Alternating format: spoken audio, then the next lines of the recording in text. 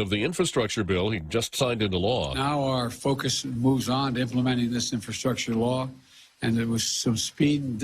Mr. Biden hoping for another $2 trillion from Congress. Democrats in Congress point to public polling to cite the popularity of elements included in a nearly $2 trillion social spending bill. Because we're delivering some historic, important things to lift up the middle class and all those who aspire to be part of it. House Democratic Caucus Chair Hakeem Jeffries believes Democrats will unite this week to approve the Build Back Better Act.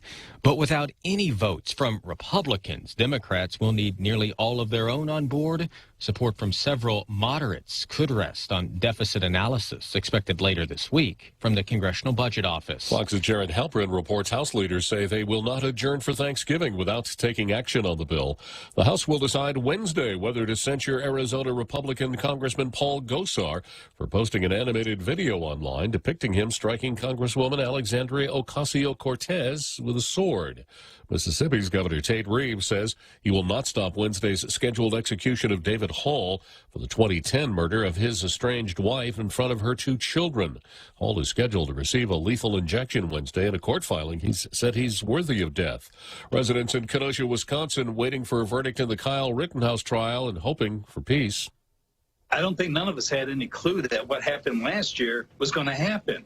And you know, I think we need to be prepared, and I wouldn't underestimate anybody. The jury debating the murder charges against Rittenhouse asked for written clarification of the self-defense laws during Tuesday's deliberations.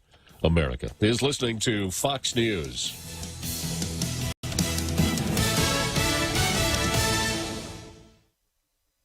Jason in the House, the Jason Chaffetz podcast. There is always someone doing something stupid somewhere. Dive deeper than the headlines and the party lines as I take on American life, politics, and entertainment. Join me, Jason Chaffetz, every Wednesday as I shed light on the news and make some predictions along the way. You never know who will drop in. Subscribe now on foxnewspodcast.com or wherever you download podcasts. Connect to Fox News Audio on the Fox News app. Listen to hear your favorite hosts like Brian Kilmeade, Jimmy Fallon, and Guy Benton standing up for what's right, live and via podcast. Just click listen, then swipe right and hear the latest news updates on your time. And scroll down to hear the latest podcasts from Fox News. And it's even easier to listen in the car with Apple CarPlay and Android Auto. Get programming alerts and notifications. Fox News Audio is on the Fox News app. The voices America trusts. Download it now. A new wave of COVID-19 infections reported in Michigan, which currently has the highest in the nation 7-day COVID infection rate, and in Minnesota, where hospitals say nearly every available hospital bed is occupied. One of the vaccine makers now asking federal health regulators to let them distribute an oral medication for the virus. Pfizer is asking the FDA for emergency use authorization for its new anti-COVID pill in a trial with more than 1,200 adults who were sick with COVID and had at least one underlying health condition. The pill cut hospitalizations and deaths by 89%. Merck has introduced a pill as well with an efficacy rate of about 50%. Both companies have agreed to share their patents with the medicines patent pool to allow production of both drugs in other countries. The Washington Post is reporting that the Biden administration is planning to purchase 10 million doses of the Pfizer pill. Jessica Rosenthal, Fox News. A tanker plane fighting a wildfire has crashed in Colorado. The Larimer County Sheriff's Office says 2 people on board the plane did not survive. It had been dropping water on the Kruger wildfire that broke out Tuesday and has burned more than 100 acres. A threat of a strike by Hollywood stagehands is over. Hollywood has averted what would have been the first national strike in the International Alliance of Theatrical Stage Employees history. However, it was unusually close. The membership of IATSE has voted to ratify a new 3-year agreement with 256 delegates voting yes and 188 voting no on the basic agreement, and the area standards vote was 103 to 94, even closer. But the outcome was determined by the delegate vote, an electoral college-style system. So on the basic agreement, more members actually voted against the deal than for it, with 50.4% voting no and 49.6% yes. Michelle Polino, Fox News. And I'm Jack Callahan. This is Fox News. Hey, let's go to Tango Theaters and watch a movie. No way, I'm broke. How am I gonna buy snacks? They have a combo special for the whole month of November called the Cheese for Giving Combo Specials. You can Choose from 2 combos for just $13.75. G Combo 1 with a drink, popcorn, and candy, or G Combo 2 with a drink, hot dog, and chips. Wow, okay, that sounds good. A portion of the proceeds will be donated to the UOG Endowment Foundations for scholarships and programs. Cool, it'll be my treat. I'll buy 2 combos. Visit Tango Theaters and grab yourself a G Combo special during the whole month of November.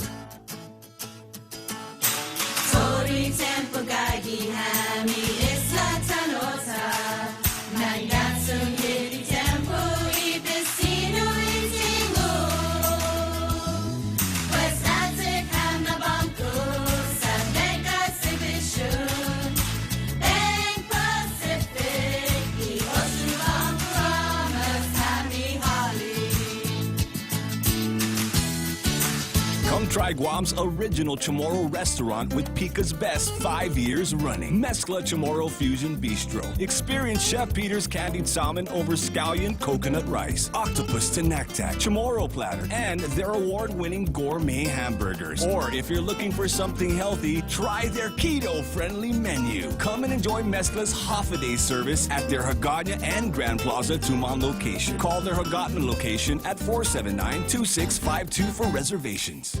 Leah Dunk from Security Title here with a little information about trusts.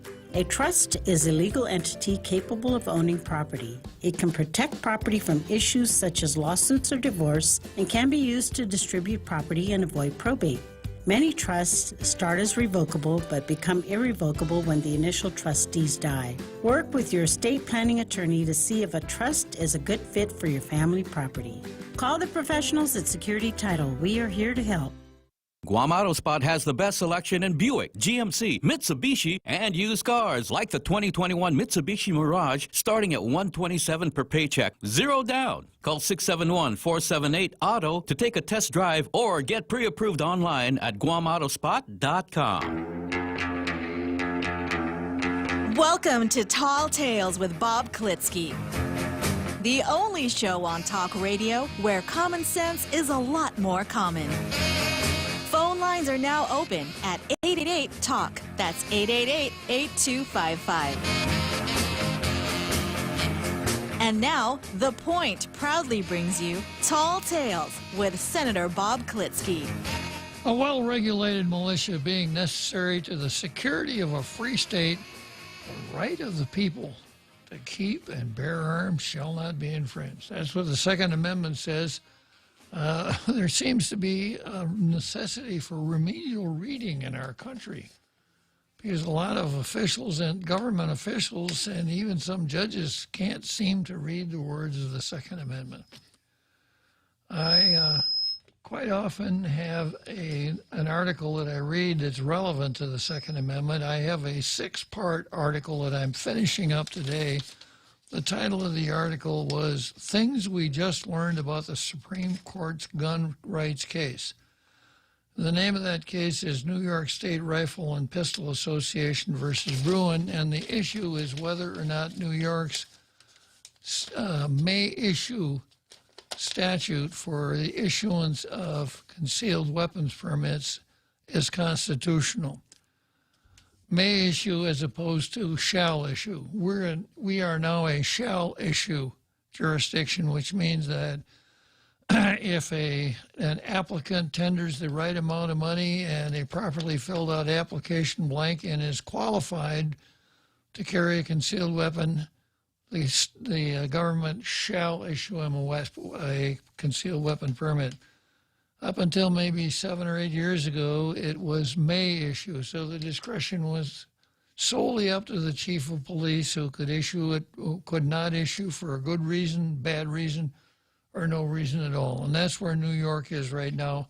And this Supreme Court case challenges that statute, saying that only a shall issue statute would be constitutional. Here's the article. Well, there was some discussion on a governing standard of review of these statutes, these bear arms statutes. The majority of the justice seems to focus on the text, history, and tradition analysis set forth by Heller and McDonald. Of course, Heller was Mr. Justice Scalia, a textualist or an originalist. I can never remember which is which. Further from there, the breakdown seemed to fall with Justices Kagan, Sotomayor, and Breyer all reading the history of the Second Amendment as providing New York the power to ban possession of handguns outside the house, absent an applicant's establishing a specific need of defense. The remaining 6 justices all seemed more inclined to strike the statute, although with various levels of tells of how they would vote. This bodes well for a win for the right to keep and bear arms, but how big is unclear. The Supreme Court could provide a detailed analysis that not only specifies the text, history, and traditional analysis as controlling, but also provides for the highest level of scrutiny for gun laws, for which the text, history, and tradition provide no answer. But even just clarifying the text, history, and tradition test adopted by Heller McDonald governs will go a long way towards returning the Second Amendment to its rightful place in the realm of fundamental rights. If that happens, future cases will need to explore the contours of that right. Hopefully, the High Court will not wait another decade before next delving into the question. Well, we'll keep watching the Second Amendment statutes, cases, and whatever for you and keep you informed as we go along. We go from there straight to Jimmy Ikotny.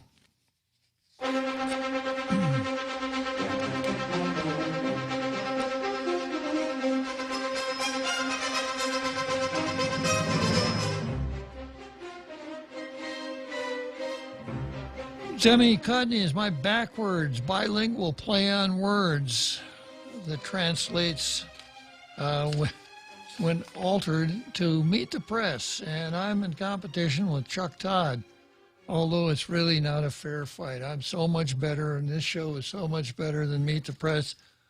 It's kind of like picking on an unarmed man.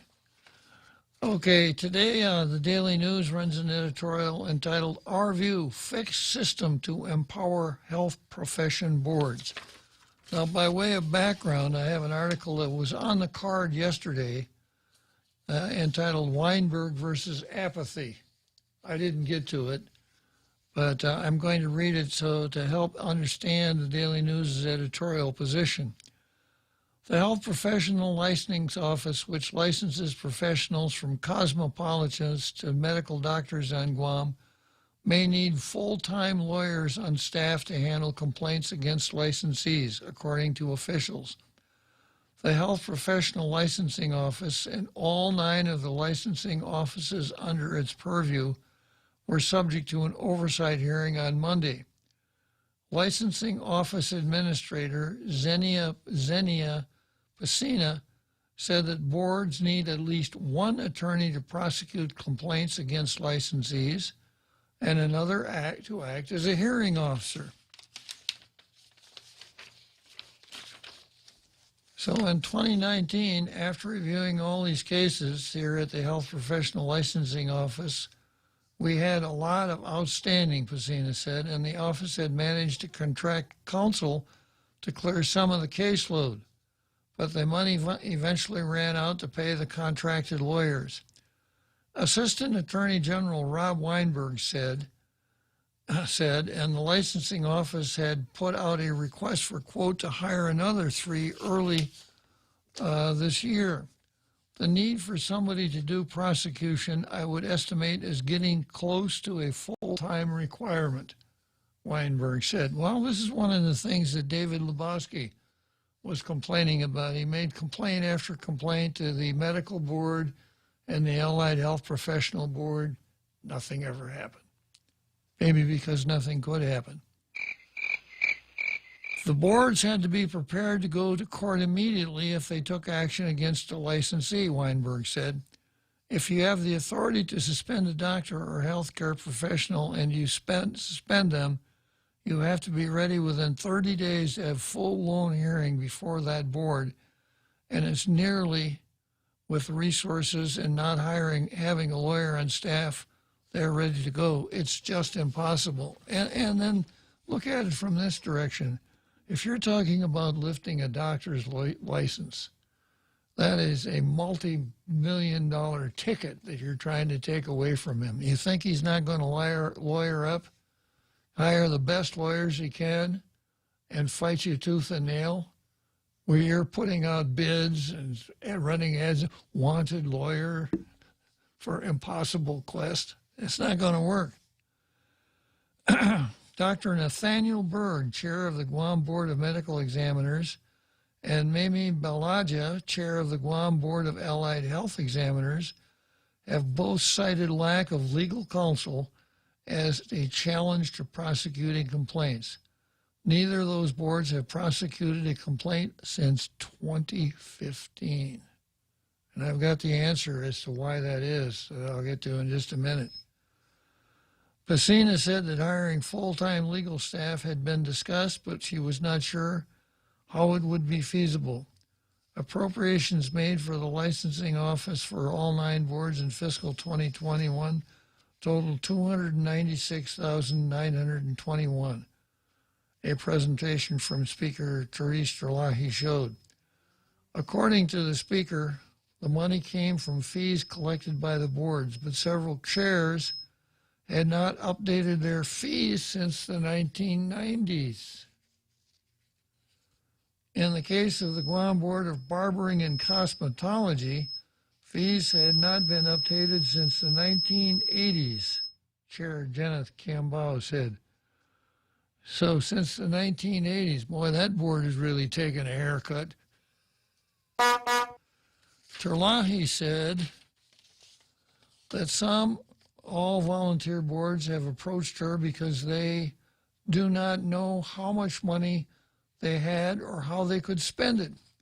Additionally, most of the boards did not have rules or regs to handle complaints beyond the general guidelines provided for all boards under the Administrative Adjudication Act, Weinberg said. Terlahi asked whether rules needed to be updated. And here's a quote.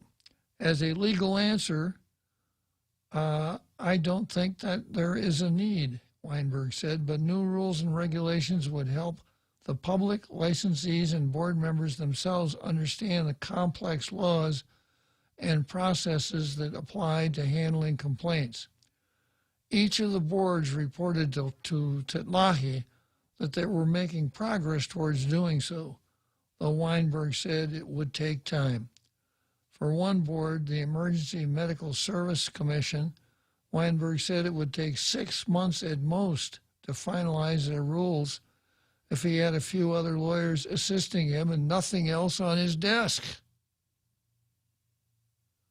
But he had other responsibilities, and prosecution always took priority, he said. Quote, the truth is I do have a backlog of rules that these boards have been getting to, which were all still in the advisory stage, he said. Weinberg is the only counsel available to the boards from the AG's office. 1 lawyer, 9 boards. Okay, now here's why we haven't had any prosecution since 2015. And I've read this before. This is a letter dated May 14th to Mimi Balahaja from the Attorney General of the Guam at the time, Elizabeth Barrett Anderson, where she says, among other things, I have determined that our role, therefore, heretofore cannot and shall not extend to the investigation or prosecution of disciplinary complaints before the Allied Health Board or any other board. And in the letter she says, you guys ought to go out and hire your own lawyers. Well, that sounds good, but to get anything like that done in the government of Guam, you know, it's almost a full-time job for one person to make sure that you've got the appropriation, that you get the fund allotment from BBMR, that you get the necessary cooperation from the the Director of Administration, that you go through the procurement process. It's quite an undertaking. And if there is a place for government lawyers, it will be with those boards. You want continuity. You don't want to be hiring new lawyers every year, because every lawyer doesn't walk into the room knowing enough administrative law to do a competent job of being a hearing officer or a prosecutor. So it's going to take him a while to get geared up and get good at it. So that's the background. Here's the editorial.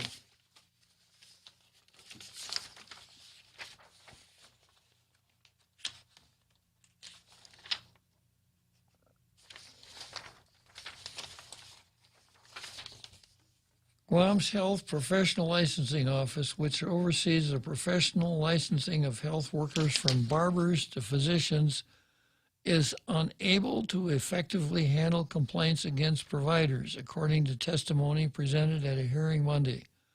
The problem is a lack of attorneys who can pursue such cases against license holders. It's a problem that needs to be fixed for the safety and well-being of the public. Neither the Guam Board of Medical Examiners nor the Guam Board of Allied Health Examiners have prosecuted a complaint against a member since 2015. Board chairs said they simply don't have legal counsel. Rob Weinberg of the Attorney General's office is currently the only attorney from the office available to work with boards, and he also has other responsibilities. Given that the boards exist to regulate providers and protect the people, the government has to have an effective means of enforcing standards. When providers fall short, who will hold them accountable? Right now, David Lebowski. That's it. Weinberg said there's close to a full-time requirement for an attorney to undertake prosecution for 9 boards. If one of the boards takes action against a doctor or other healthcare worker, they have to be prepared to go to court quickly, Weinberg said. If you have the authority to suspend a doctor or a healthcare professional and you suspend them, you have to be ready within 30 days to have a full-blown hearing before the board. And it's nearly, with the resources and not having a lawyer and the staff ready to go, it's just impossible, Weinberg said. The board is there to serve the public, to keep the public safe, but the board cannot do its job because it doesn't have the resources it needs. This is unfair to the public and the people who trust their health and well-being to doctors, nurses, and others. Regulation without enforcement, without even the means for enforcement, is empty. This needs to change. We urge our elected officials to fix this system. If an attorney needs to be hired, hire an attorney. As it now stands, they serve as it now stands, the board and thus the people they serve are powerless to take action against a bad health care provider, especially when you tie this into the MMAA, which was a hotly contested issue. If you can't get any kind of reaction from the Board of Medical Examiners for a doctor who is not practicing as he should, you have a really difficult time suing because you have to go through mandatory arbitration as a condition precedent to be filing a medical malpractice suit. So it's one of those classic cases where you can't get there from here. All right, good editorial by the Daily News. Here comes the Post. Help for Guam's fishers arrives. What's a fisher? I wonder if a fisher is the same thing as a fisherman. I think so. Yeah. They need relief. But you can't use the word fisherman anymore. Oh, that's why they had the ERS. Yeah. Fisher. Yes. 3 fishers were down at the Paseo yesterday. All 3 of them were fishing. Who were they? Well, let's see. They were fishing for relevancy. Did you know any of them? I knew one. Yeah. Who was it? Well, they were called Herman. That's the way you have to talk nowadays. You can't talk about a fisherman named Herman, or you're going to be skinned alive. It was a bit slow in coming, but help for Guam's fishermen. Whoa! Fishermen and women, a group that isn't often mentioned, has arrived. A fisherwoman. I don't know if I like the sound of that either, a fisherwoman. We used to think in terms that a fisherman was probably a man, right? The Department of Agriculture Division of Aquatic and Wildlife Resources is mailing relief checks totaling approximately $988,803 to 465 local fishers. The money comes from the Federal CARES Act, fisheries relief funding. This batch of funds was released last year as part of the process for getting the money into the hands of fishermen. The Pacific State Marine Fisheries Commission had to process the applications and finally sent them to local officials who are now able to distribute them to registered fishers. It's not a fast process, but at least Guam's fishermen and women are getting the help they need to get through the pandemic. The check amounts that fishers will see for this batch of checks range from $1,600 to $39,000.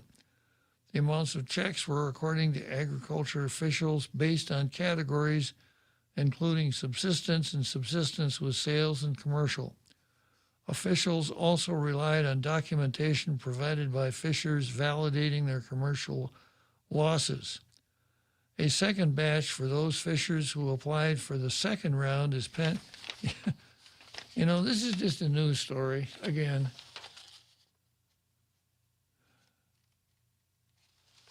Nothing more, just a news story. All right, I think it's time for me to award the Blue Star. It's no contest here at all. Once again, it goes to the Daily News. And that takes the Daily News now up to 73. And it's been, about 10 or 12 days since the Post got a Blue Star. I wonder if the editorial writer over at the Post is on vacation or something, because they really seem to have lost their mojo over there at the Post.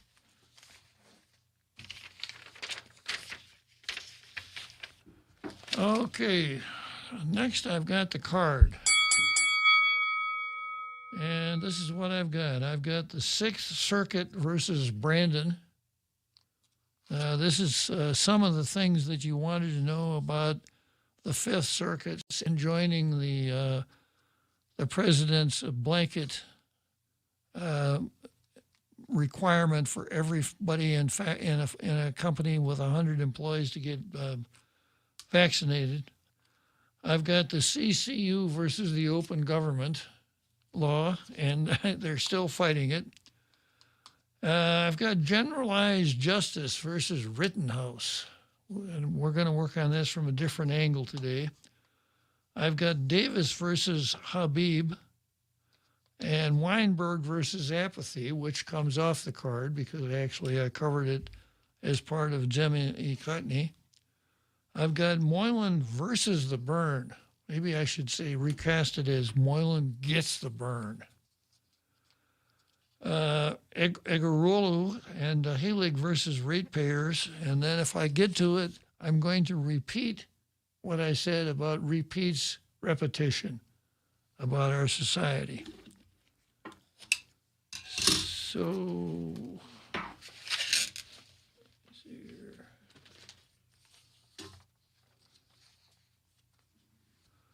We start out with a break. That's a good place to start, with a break. Howdy, Chili's is serving y'all some Texas-sized family meal, because everything's bigger in Texas. Enjoy full racks of Chili's world-famous baby back ribs, margarita chicken, savory shrimp, beef fajita, smoked jalapeno sausages, mashed potatoes, and corn on the cob. Man, this meal's bigger than Bill's, but it ain't breaking the bank. Chili's has Texas-sized family meals for just $45 to feed your crew of 3 to 6 folks. For your youngins, just add $5 for a kid's meal. Chili's, more life and bigger meals happen here. The Extra Point with Jerry Roberts of Guam Training. Hi, I'm Jerry Roberts, and every day on The Ray Gibson show, I get to comment on the incredibly diverse, fun, challenging, sometimes frustrating, often exciting, but always interesting world of work. I hope you'll be there with us. You can find daily transcripts of The Extra Point at guamtraining.com. Tune in every weekday morning at 7:20 for The Extra Point with Jerry Roberts. Brought to you by Guahan Insurance Services and First Hawaiian Bank on 93.3 The Point. Hafude,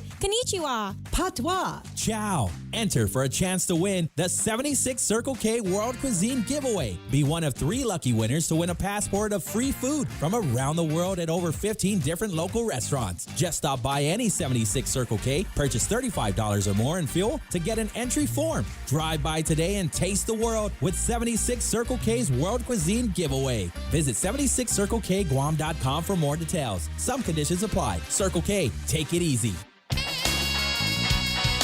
Welcome back to Tall Tales with Bob Klitzkie, Guam's single voice of reason. Call now, 888-TALK. That's 888-8255. Okay, so let's get out our Law and Order notebooks here, Jose. So everybody, I think, in our international radio listening audience knows that Joe Biden attempted to establish by executive order a mandate that anybody who worked for a company that had 100 or more employees had to have a vaccination or get the PCR test once a week. There was a lot of controversy over this. A lot of people are highly upset about it. The mandate has generated a lot of litigation. One case wound up at the Fifth Circuit in New Orleans, Fifth Circuit Court of Appeals, which wrote a pretty snotty opinion for Let's Go Brandon and said, don't you even think about enforcing this until we get to it on the merits. Now, you know, we have 13 circuit courts in the United States, and we have 93 district courts. District courts are trial courts.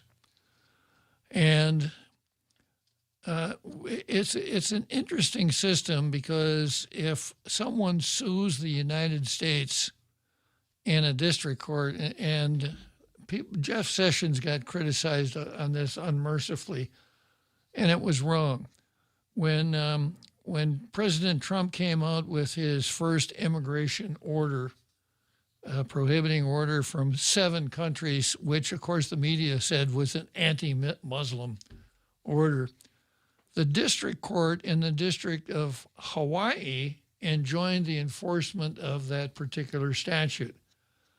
And the suit from which the injunction arose was against the United States. So it was Smucker-Huckowitz versus the United States.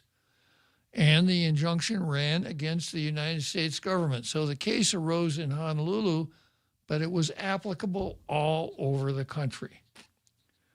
And there have been a lot of people, a lot of judicial scholars, guys who really understand jurisprudence, who say this nationwide injunction issued by a single district court judge is something that really needs to be fixed because it leads to a lot of problems. But it's right now, it's the way the court system functions. So Jeff Sessions, the Attorney General of the United States, comes along and he's being critical of that rule. And he says the president comes out with an immigration order that deals with immigration for the entire country. And a court out on an island in the Pacific turns it off for the whole country. Well, this was a signal for everybody from Hawaii to rise up in righteous indignation. We've been a state since 1959. Greta, tell them, how dare you? When really what Sessions was doing was illustrating this kind of strange feature of our judicial system. Okay, so 93 district courts, an appeal lies from every district court to a circuit court of appeals, the 12 circuit courts of appeals. So what happens when several different people in several different districts sue for an injunction to enjoin the same regulation? Is it the first of the courthouse who prevails? The most important case, the one that pays the biggest filing fee, on and on and on. Well, this is called multi-district litigation. And there is a system for multi-district litigation, and I have a pretty good article about it by a gentleman named Rick Moran who writes for PJ Media. And here's what Rick says. There's no doubt that the Supreme Court will have the final say in the legality of Joe Biden's vaccine mandate. It's widely believed that given the ideological makeup of the High Court, the mandate will literally be dead on arrival. Yeah, I don't know. Many a slipped. Grandma Klitzkie used to say there's many a slip twixt cup and lip. But there's more to the fight over the vaccine than determining the mandate's constitutionality. There are more than a dozen lawsuits filed by states, business groups, and private religious organizations in 10 separate appeals court jurisdictions. As is the custom, a lottery will be held to determine where the consolidated cases will be heard. A lottery. The Fifth Circuit Court of Appeals said on Friday that the rule promulgated by OSHA to enforce the mandate was a, quote, one-size-fits-all sledgehammer that made virtually no allowances for differences in businesses or industries. The Fifth Circuit in New Orleans is the nation's most conservative, but there are several far more left-wing courts where the vaccine mandate would be expected to receive a more sympathetic hearing. So I've said before, there's always a crapshoot dimension when you're talking about litigation. Well, in this case, it's not a crapshoot, it's a lottery. Every U.S. circuit that is hearing at least one of the lawsuits gets the equivalent of a raffle card. The clerk of the judicial panel on multi-district litigation will then place those cards in a drum, mix them around, and select one at random, at which point the winning circuit court will become the venue of the combined lawsuit. Sounds like the way we gave away that car, doesn't it? I wonder if Tina's grandson will win this. Oh, no, wait a minute. I-9. Anybody have I-9?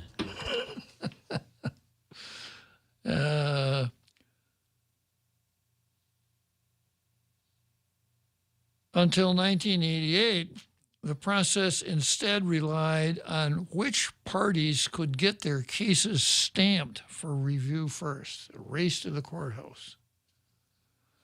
Whether the vaccine mandate is struck down, a possibility even in a liberal court, the key issue will be whether or not the federal government will be allowed to force people to be vaccinated before the case is settled. In other words, will the district, and I'll tell you right now, the lottery picked the Sixth Circuit as the court. The Sixth Circuit sits in Cincinnati. The Sixth Circuit hears cases from Tennessee, Kentucky, Ohio, and Michigan. That's the Sixth Circuit. So will the Sixth Circuit then issue a stay order like the Fifth Circuit did that says, don't even think about enforcing this ban until we're finished with the case? Or will they say, well, it's on our calendar. When we decide it, then you'll know. And, of course, everybody, each side has its own high hopes. A liberal appeals court could allow some provisions of the mandate to go forward, giving OSHA the power to enforce the rule. This, in fact, is what the Biden administration has always been hoping for. Their plan is to run out the clock on legal challenges, hoping to force millions of people to get jabbed. Now, of course, if that's the case and people get vaccinated, and the Sixth Circuit goes the other way and said, yeah, the mandate is unconstitutional, none of those people can get unvaccinated. They can't even get a refund from the doctor that stuck them in the arm. They're just, as a good legal term here, SOL. That's not going to happen if the Fifth Circuit ban on federal preparations for the mandate is upheld all the way to the Supreme Court. So that's something to watch. Now, I've talked before at some length about the shadow docket of the Supreme Court. And we know the Supreme Court hears about 75 cases a year, but they're always getting in the newspaper like Supreme Court allows execution to go forward, or Supreme Court cancels execution. Those matters are handled on what newspapers call the shadow docket. The Supreme Court's ability to stay the proceedings in courts of appeal or district courts. In fact, not even the whole court, a single justice can do that. We have 9 justices, and each justice is assigned to 1 or 2 of the circuits. So if a litigant in, say, the Sixth Circuit applies to have the mandate stayed and the Sixth Circuit turns it down, then that litigant can apply to the justice of the Supreme Court that is overall oversight over that circuit and ask that justice to enter a stay, and the justice can do it all by himself until the case is heard by the Supreme Court. So that's a little legal tidbit that tailgaters will understand that nobody else on the island will know about. Okay, next item on the card. This is a great one. I really like this one. CCU versus the Open Government Law. The Office of the Attorney General has reached an agreement with 5 current and former members of the Consolidated Commission on Utilities who were sued in February 2020 over an alleged breach of the open government law. The defendants are to pay a total of $10,049.20 under the terms of the settlement. This amount, quote, this amount was based on several factors, including how much the interim manager actually received as a result of the raise. This is a release. Listen to this. This is in the Post. This amount was based on several factors, including how much the interim manager actually received as a result of the raise, the OAG release, stated in a release. Now, I have the release here, and I don't know about about the Post. They could have just run this as a news story. Just take the OAG stuff off. Maybe leave it on there and just run it as a news story. I've seen it done. Yeah, but wrong outlet. Yeah. Oh, yeah, that's true. The commissioners reportedly decided on a $28,000 raise for the interim general manager, setting the salary at $140,000 per year. Although a subsequent vote took place during an open meeting, the law clearly and explicitly prohibits discussions of salaries, salary levels, and salary adjustments in closed session, the OAG stated. Quote, our actions will be guided by the laws and facts, and in this case, the law is clear and unambiguous. Raises must be discussed and decided in public. Now, draw a string, put an underline under that phrase there. Raises must be discussed and debated and decided in public. Attorney General Levin Camacho stated in the release, this case and the work of the public auditor and his team should prevent this from happening again. But if it does, we remain prepared to take action. And then there's a little squib here about what happens to the money that they collect from the guys got to reach in their own pockets and pay this out now. Just like Michael Bora had to when he violated the Freedom of Information Act. Who's the former attorney who's supposedly paying $2, $1 pay period? That'd be Kelly Clark. But he's not in this. No, he's not in this, no. Okay, so that's the story. And this is good news because I think up until now, people figure, well, open government, schmopen government, we can kind of do whatever we want. Nothing's going to happen. These folks got called on it, and it's going to cost them money. But they still haven't gotten the message. Here is the issue.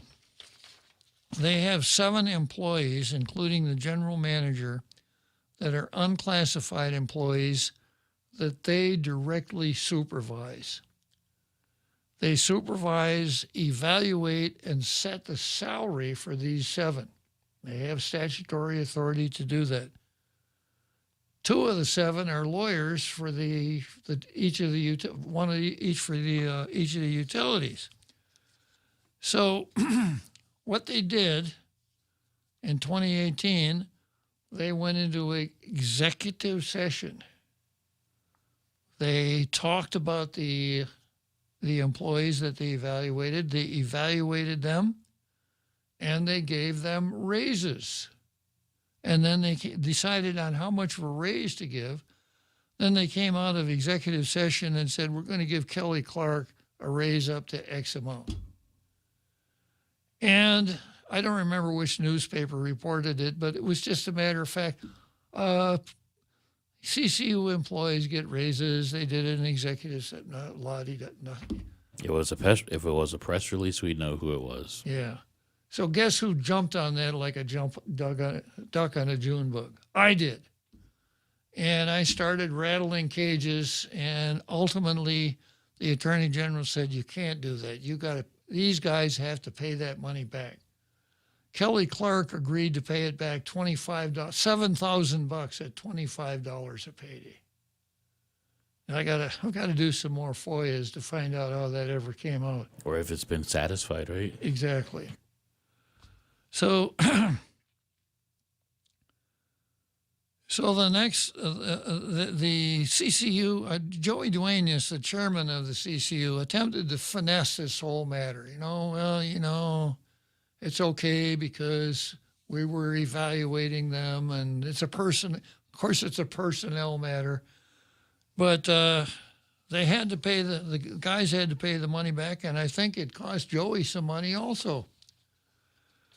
So then the next step was I wanted to see the evaluations.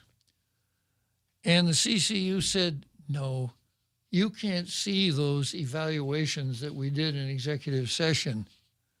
It's a personnel matter. So. Did they tell you to talk to Byrne? Yeah.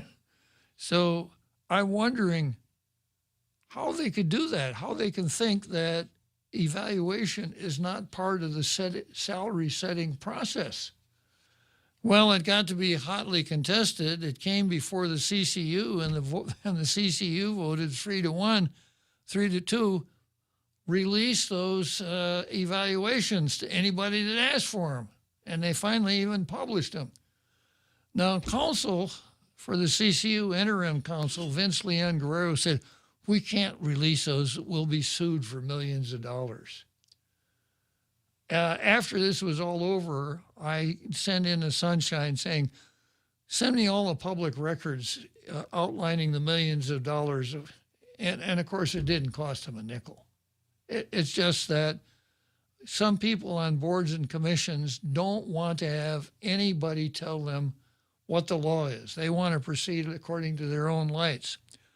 So this ought to be a wake-up, because here's what the statute says, the exact language of the statute. The interesting thing about this statute is that it appears in 8 GCA 81, 8 GCA 8111, entitled Executive Sessions. And it tells a board or commission what it must do if it wants to have an executive session. And right in the middle of the statute telling you how to have an executive session, this language appears. Under no circumstances shall a public agency hold an executive or closed meeting to discuss salaries, salary levels, or salary adjustments of any employee or officer. All such discussions or decisions must be held in a public meeting, and minutes shall be kept and open to the public. Okay. Under no circumstances, all discussions, decisions, etc.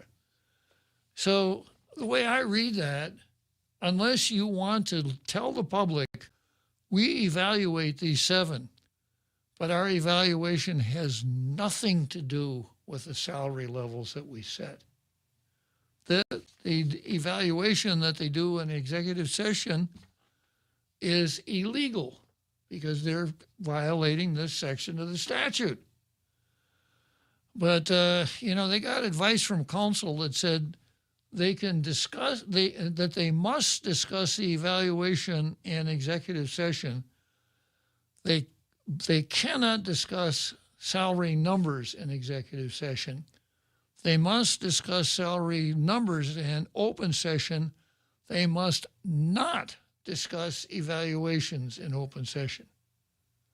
So they go into executive session and say, yeah, Kelly Clark did this. He didn't do that. He's pretty good at this. He's better at that than he was last year.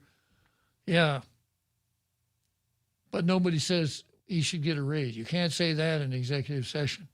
Then they come out of executive session and somebody says, I move that we give Kelly Clark a $10,000 raise. Now, of course, everybody's watching is saying, I wonder why. But there can be no why. Because you're not allowed. Yeah, and no one is allowed. So, I can't think of a dumber way to proceed at setting. And I wrote a sunshine to them, and I said, maybe you should. I can't remember the name of the animal, but let's say it was the usual. If you don't let us know what the evaluations developed, how the evaluations developed, then you might as well tell us that you examine the entrails of a pig, and have somebody go out behind the CCU building and slaughter a pig and bring him in and do it in front of us so we'll know how you set salaries. So, what needs to happen is that there needs to be a lawsuit on this particular matter because I'm afraid we're dealing with some very bullheaded people on the CCU. It's not done yet. Yeah, two of them understand, Simon and Mike Lemtiaco, saying, if that's the rule, we really shouldn't give anybody a raise because there's no way we could do it. All right, let's take a short break here and we'll come back to Kyle Rittenhouse. Come try Guam's original Chamorro restaurant with Pica's Best 5 years running. Mezcla Chamorro Fusion Bistro. Experience Chef Peter's candied salmon over scallion coconut rice, octopus to naktak, Chamorro platter, and their award-winning gourmet hamburgers. Or if you're looking for something healthy, try their keto-friendly menu. Come and enjoy Mezcla's half-a-day service at their Hagåtña and Grand Plaza Tuman location. Call their Hagåtña location at 479-2652 for reservations. When's the last time you looked at your homeowner's insurance? We buy a homeowner's policy and never give it another thought until something happens. Life brings changes, and our coverage needs can change. The smart thing to do is get the answers and level up our insurance to make sure we're totally protected. That's the Insurance Extra Point. Get out there and make something good happen today by calling Guahan Insurance Services at 475-1162 or visit us at the Camacho Landmark Center in Tamuning. Listen to The Point anytime, anywhere on Odyssey. Odyssey is your new audio home for all the music, news, sports, and podcasts that matter to you. Find your favorite stations like The Point and discover more. Music stations, local and trusted news sources, sports talk and team coverage, plus today's biggest podcasts. Find it all on the Odyssey app. AUDACY.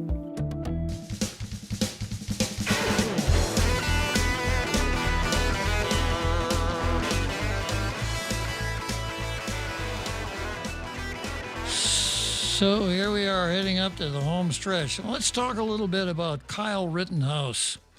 And I've titled this item on the card, Kyle Rittenhouse and the Evil of Generalized Justice. A little background here. Kyle Rittenhouse is a 17-year-old kid that lives in Antioch, Illinois, which is a stone's throw from the Wisconsin border. I drove through Antioch just coming to Wisconsin on my vacation. The shortest way to get from Chicago to Elkhorn, Wisconsin, is to drive up I-94 to get to the junction with Illinois 173. Head west on 173. It'll take you through several towns in Illinois, including Antioch, all the way to Richmond, Illinois, which is twin cities with Genoa City, Wisconsin. It's a real metropolitan area. There must be 4,000 people there. So Antioch is 10 or 12 miles from Kenosha, Wisconsin, which is, for Wisconsin, a relatively good-sized city, 50 or 60,000 people. So Rittenhouse lives in Antioch with his mother. Mother and dad are divorced. Father lives in Kenosha.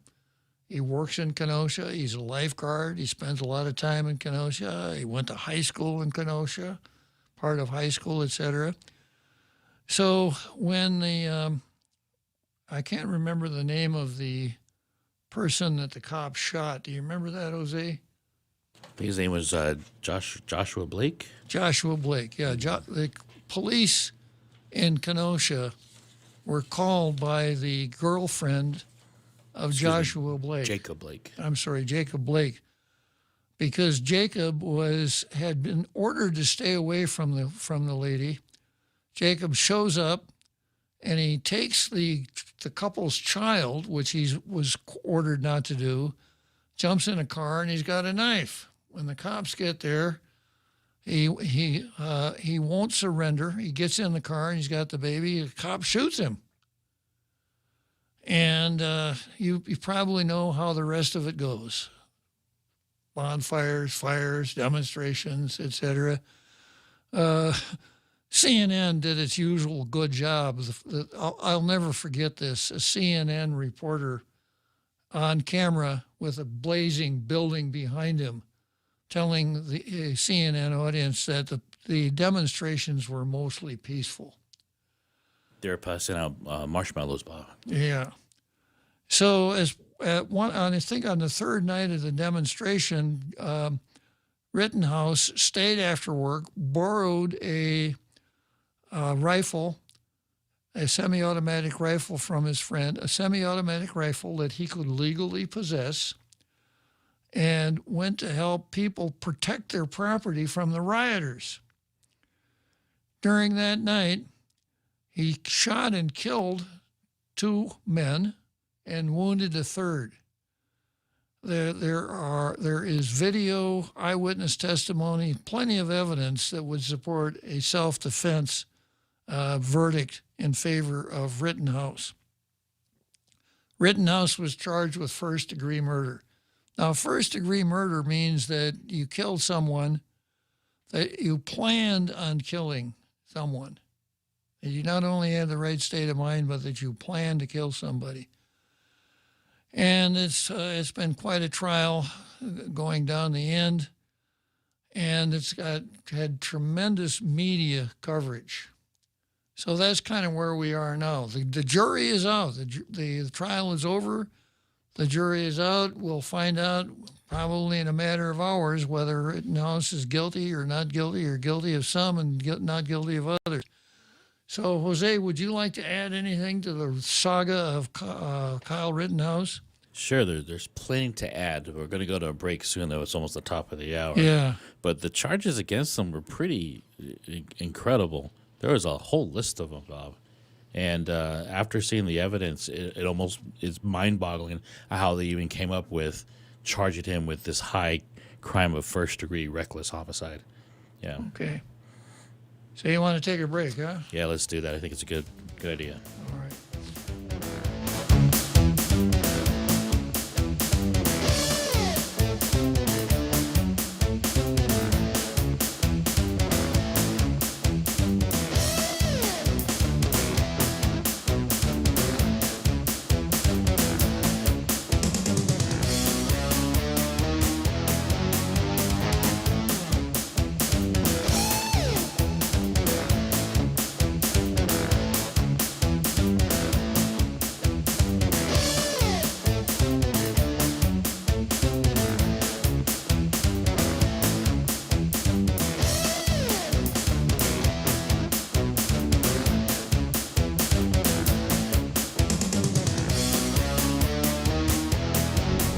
The Point is KUSG, Hagåtña, Guam, 93.3 FM and 104.3 HD3.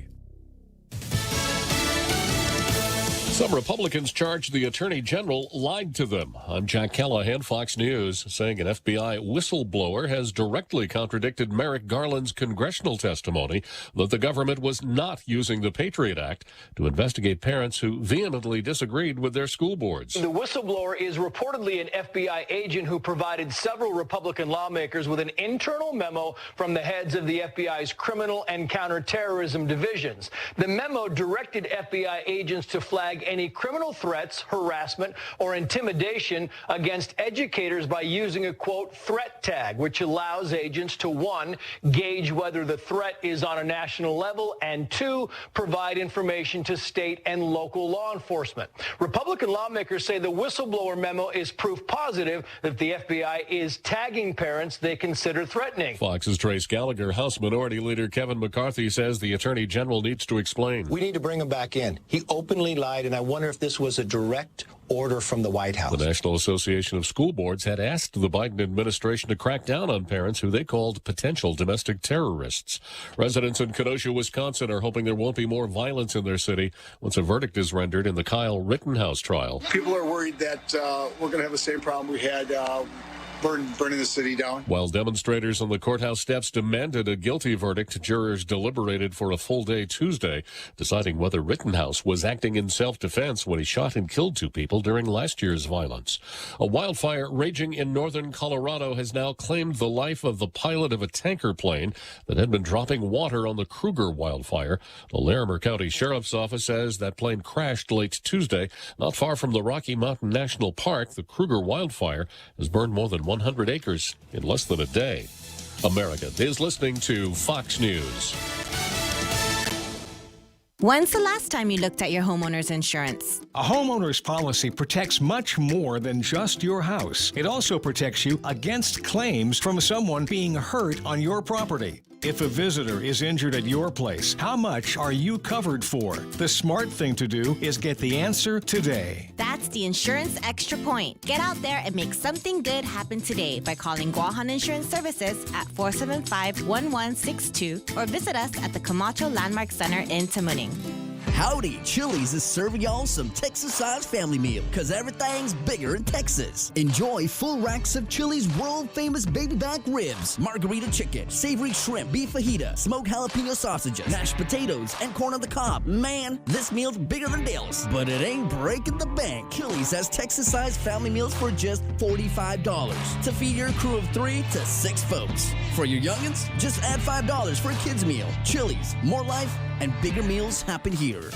Homeland Security Secretary Mayorkas on the hot seat in a Senate hearing Tuesday. The secretary grilled during an almost 4-hour-long Senate Judiciary hearing. At center stage, the border crisis. Has Kamala Harris been down to see the Biden cages, this facility? Yes or no? The vice president was at the border. Has she been down to see this facility? I know she went to El Paso. Has she seen the Biden cages? They are not cages. Border Patrol apprehended 1.7 million illegal immigrants just this fiscal year. After all the expulsions, Mayorkas testified there are still about 375,000 in the country. Justice is our priority. That includes securing our border and providing relief to those who qualify for it under our laws. Justice may come in the form of settlement payments for families separated at the border, which Democrats support. But Fox's Aisha Hosni reports the secretary said he had no direct knowledge about negotiations for those payments. The Interior Department will auction off vast oil reserves in the Gulf of Mexico Wednesday, an area about twice the size of the state of Florida, said to hold more than 1 billion barrels of crude oil. That's more than enough to produce oil well past the president's goal of cutting greenhouse gas emissions by more than half by the year 2030. Another coalition of states is suing the administration over its vaccine mandates. Louisiana Republican Attorney General Jeff Landry is leading a group of 12 states in the lawsuit that seeks to prevent a requirement they believe will drive healthcare workers from their jobs when they're most needed. Last week, 10 other states initiated a similar lawsuit. Landry, in a statement, referred to the mandate as medical tyranny, calling it a one one-size-fits-all approach. They also contend the powers of individual states to set vaccine rules are being infringed. An administration response has not been filed in either suit. Fox's Colonel Scott, and I'm Jack Callahan. This is Fox News. Come try Guam's original Chamorro restaurant with Pica's Best 5 years running. Mezcla Chamorro Fusion Bistro. Experience Chef Peter's candied salmon over scallion coconut rice, octopus to naktak, Chamorro platter, and their award-winning gourmet hamburgers. Or if you're looking for something healthy, try their keto-friendly menu. Come and enjoy Mezcla's half-a-day service at their Hagåtña and Grand Plaza Tuman location. Call their Hagåtña location at 479-2652 for reservations.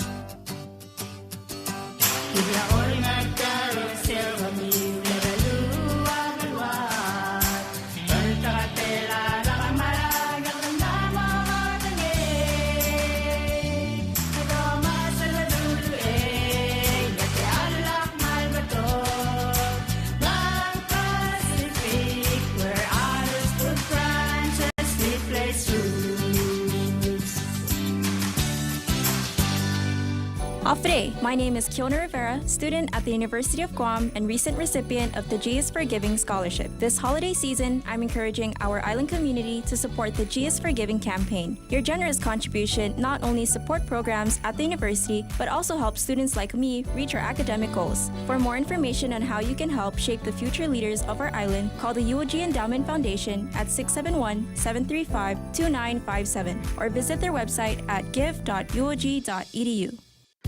Leah Dunca from Security Title here with a little information about trusts. A trust is a legal entity capable of owning property. It can protect property from issues such as lawsuits or divorce and can be used to distribute property and avoid probate. Many trusts start as revocable but become irrevocable when the initial trustees die. Work with your estate planning attorney to see if a trust is a good fit for your family property.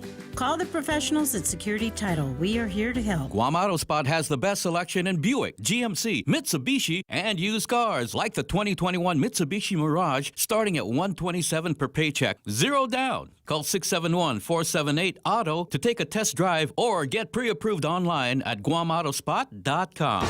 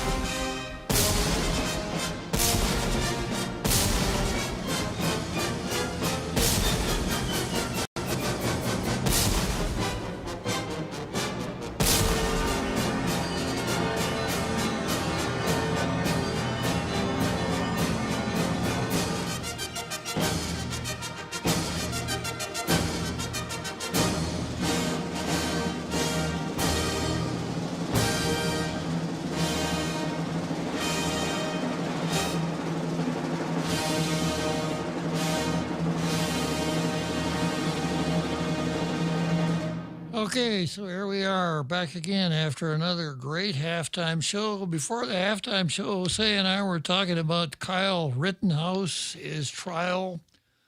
I think we're just getting into media coverage of the trial, right, Jose? Yeah, just I think the discussion on this article that you're referring to, the evil of generalized justice. And I was speaking to you earlier about this. It reminded me of a conversation I saw on TV amongst a bunch of, the political talking heads. And they were referring to how some of these stories that they're hearing in the media seem to fit into two categories only.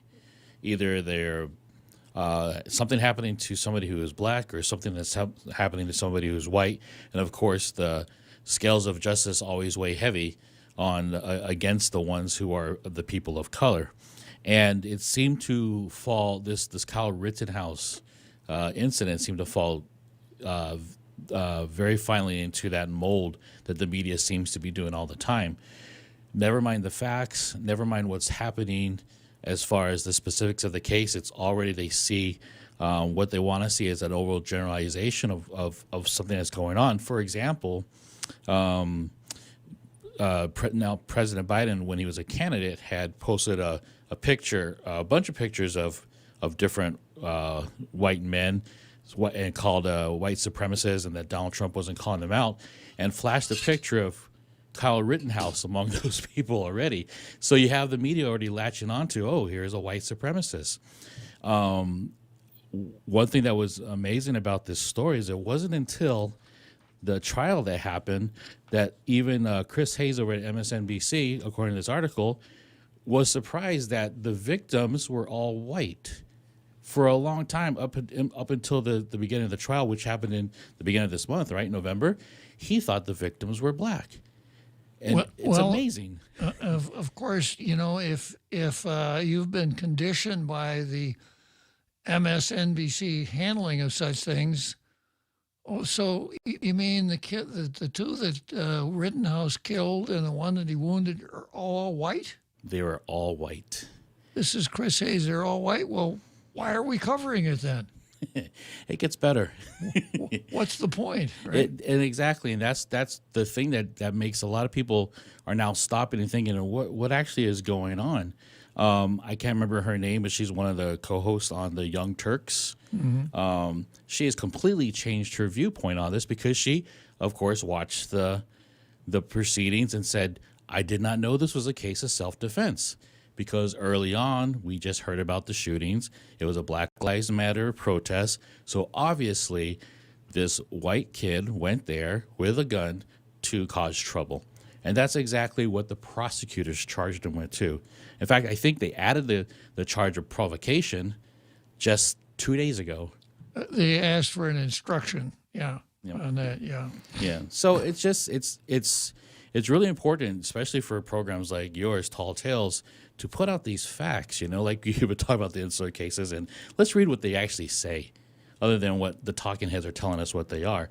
So this Chris Hayes, who is a prominent newscaster, is getting it wrong, and he's the one that's relaying the news to the people. And so this is really a really great article. Did you mention where it came from? Mises? Mises.org. That's yeah. And I really encourage a lot of people to open up that website and find this. It's titled Kyle Rittenhouse and the Evil of Generalized Justice. Yeah, it's on a website called Ludwig von Mises. Mises was actually the inventor of the Austrian School of Economics. So it's a pretty libertarian style free market website that oftentimes cuts through the fog that you get from the mainstream media on these things. And there's a couple of things that opened up my eyes to these tiny details also that kind of really emphasize the case of who Kyle Rittenhouse probably really is. The prosecutor keeps, in their closing statement, called him an active shooter. And we know in active shooter scenarios, it's somebody who's indiscriminately firing into a crowd or just going from victim to victim and shooting. Well, during the trial, we see that Kyle Rittenhouse had 30 rounds in his magazine, and he only fired, I think, 2 shots to each person he shot at. And each person he shot at came forward and attacked him. So he wasn't shooting into a crowd and hit some people accidentally, right? Or just by happenstance. And the other thing, they show a lot of pictures of him walking or at the place of the car dealership that he was guarding. And you see his trigger finger actually outside of the trigger area, just like somebody who's trained or well-trained would know that even in a stance like that, you don't have your finger in the trigger. The prosecutor, of course, when he was showing the way that he thought Kyle was shooting at the victims or the people who got shot that he murdered, had his finger in the trigger, pointed it at the jury. And just juxtapose the two pictures between Kyle Rittenhouse, who I hope is going to be shown as not guilty because of self-defense, juxtaposed next to the prosecutor who had no idea what he was doing, pointing the gun at the jury and had his finger in the trigger, even though there was no mechanism in the firearm. Yeah, it just goes to show that maybe this kid knew what he was doing. Must have had some training and understood what firearms were all about. And he didn't get his training from MSNBC. Yeah, from MSNBC, or for the actor Alec Baldwin. Yeah, from Alec Baldwin, either Firearms Safety by Alec Baldwin. Yeah, well, can you touch a little bit about on the idea of generalized justice, Jose? Yeah, generalized justice also is, according to this article, and I'm trying to see the way they stated it clearly. It's all about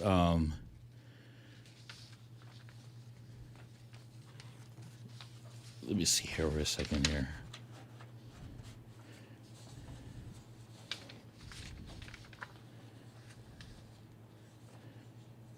It's all about making sure that you know the facts versus what we think we know about our understanding of our prejudices, right? So I'm going to stumble here, of course, because they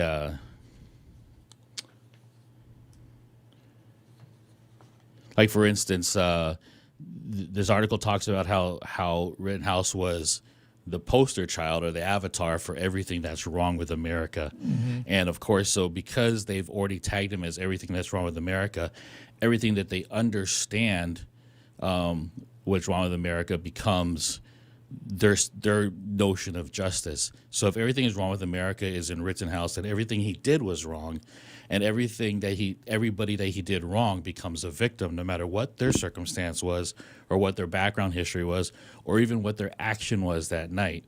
And it becomes it becomes a case where the prosecutors now don't even go for the facts of the case before they even levy a charge against him, like these prosecutors did.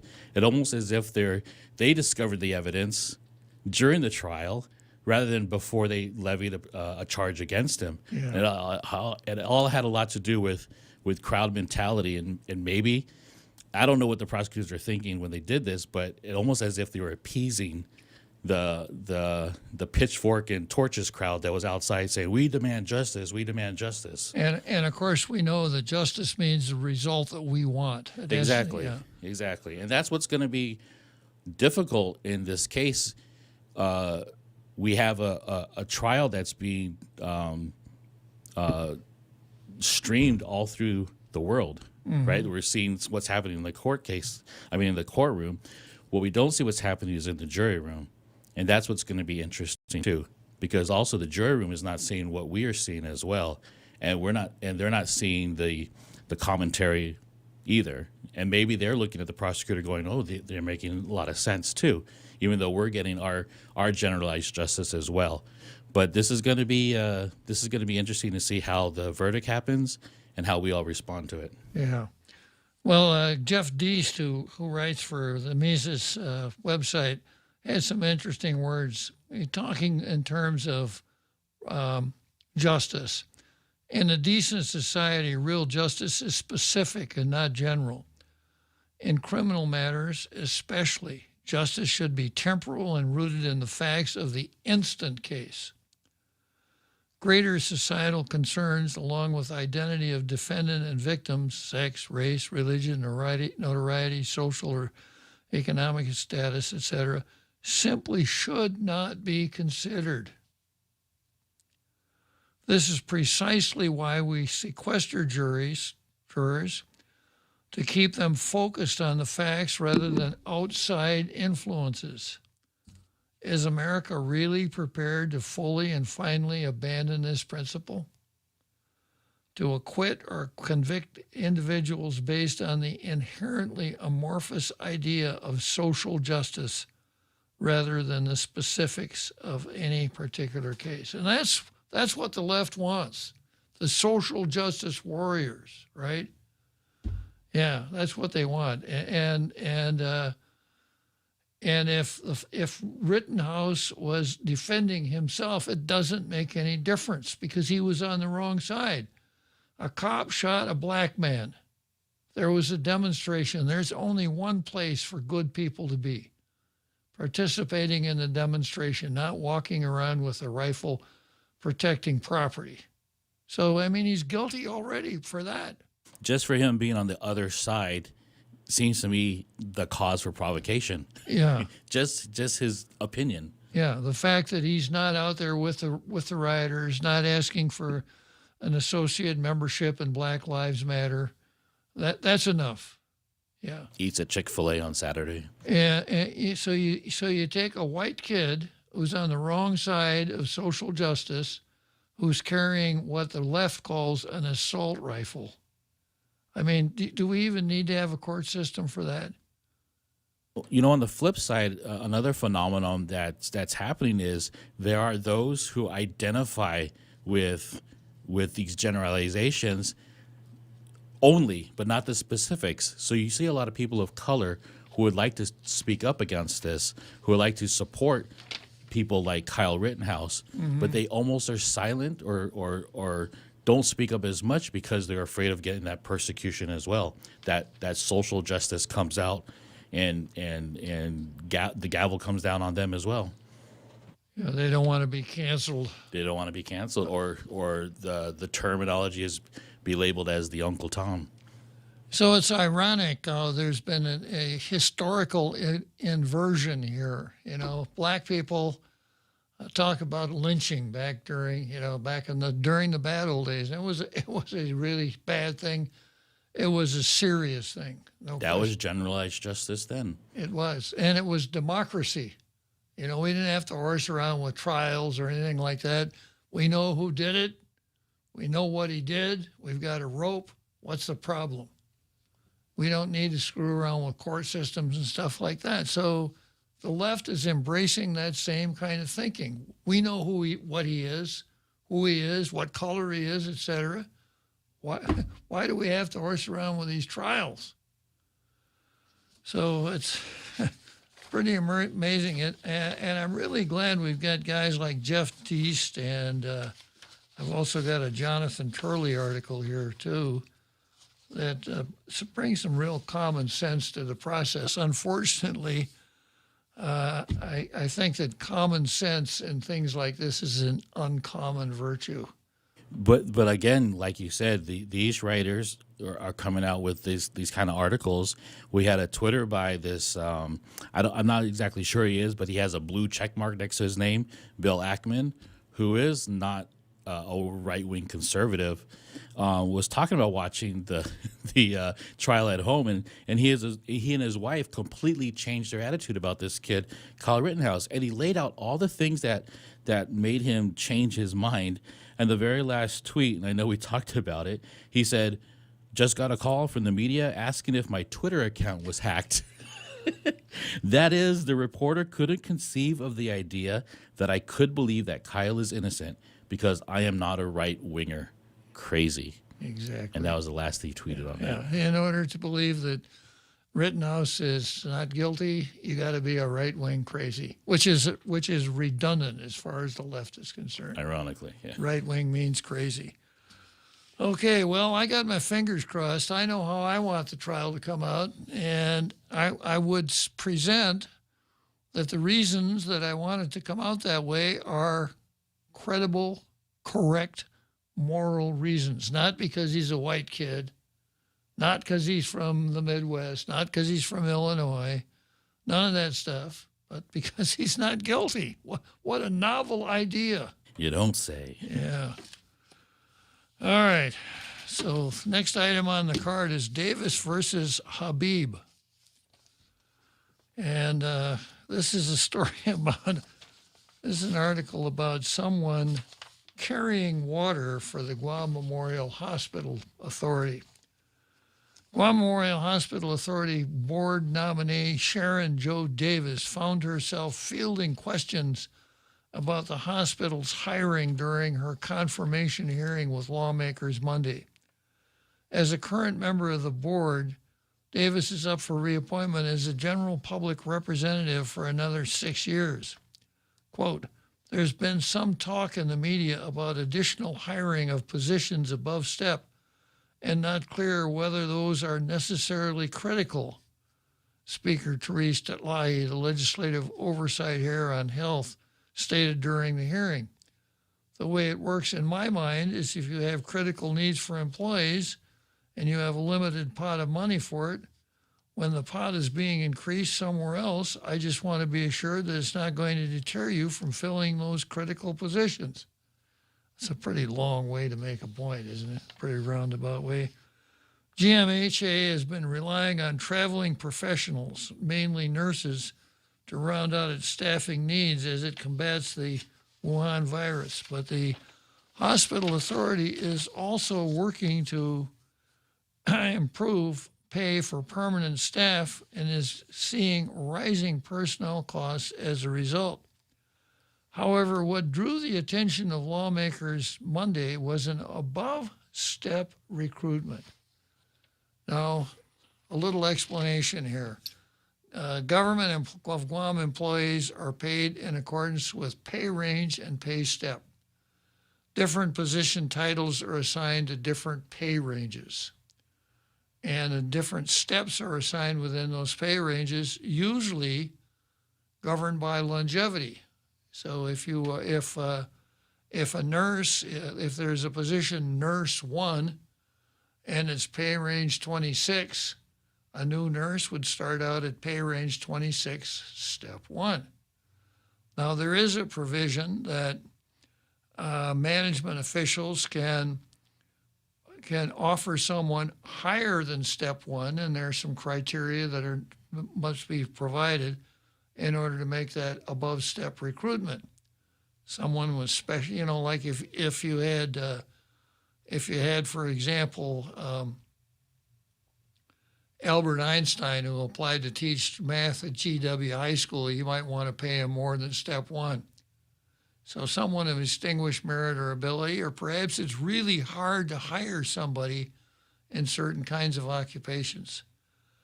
So this article goes on to say, however, what drew the attention of lawmakers was an above-step recruitment for a hospital marketing and communications position, according to discussions at the hearing.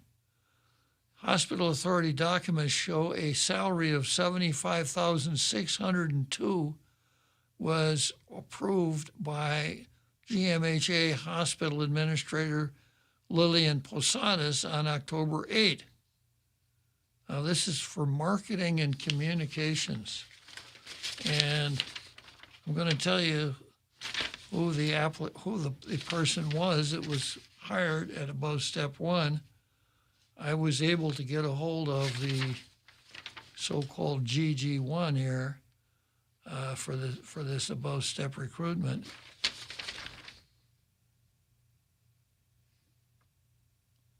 And the employee's name is May Habib.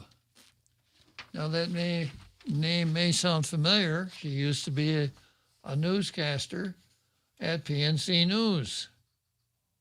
She may very well have been in charge of the care and feeding of press releases for all I know, but yeah, that's where she was before. Now, I don't know how much PNC pays newscasters. I don't know how much anybody pays newscasters. I got a pretty good idea. It's not $75,000, not even close to $75,000. Or they'd still be there. Yeah, or they'd still be there. Yeah. Senator Brown noted the hospital administrator's approval for the above step salary for the position. To begin with, I didn't know the hospital needed a marketing position. What, they don't have enough business, so they got to go out and do marketing? Hey, out there, you guys, you need to get sick more often so you can come to our hospital. So if you don't know what to do next weekend, get sick and come to the hospital. We'll give you a special deal. A marketing administrator for a hospital.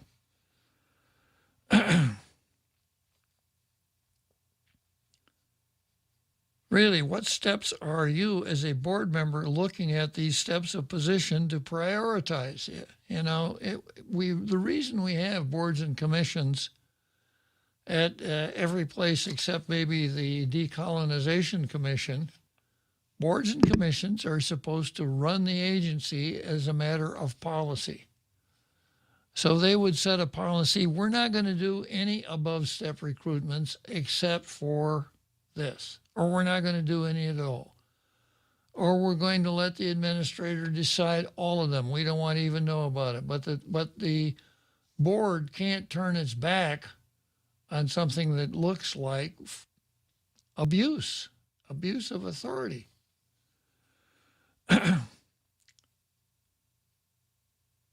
Brown stated earlier it was difficult to listen to requests for hospital funding when in practice we don't see that same priority put into those critical positions.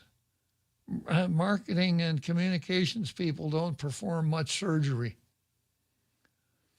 Adding later that she believed other hospital personnel could handle communications responsibilities without needing the above-step recruitment. Now, this is a board member who's looking for confirmation. Davis said she never heard the board discuss the specifics about the above-step recruitment, but said she had been an advocate for hiring a public information officer for the hospital. I thought they had a public information officer. Maybe they went to PNC. Earlier, when speaking to Titlahi, Davis said that she is critical about hiring, but also believed the hospital had been playing defense for years.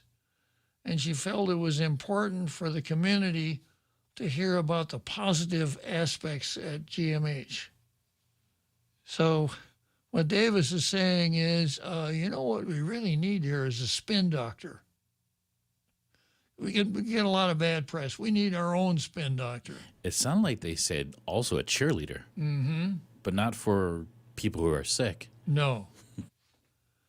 In the last administration, it was always about advocating for us having this PIO, Davis said, now addressing Brown.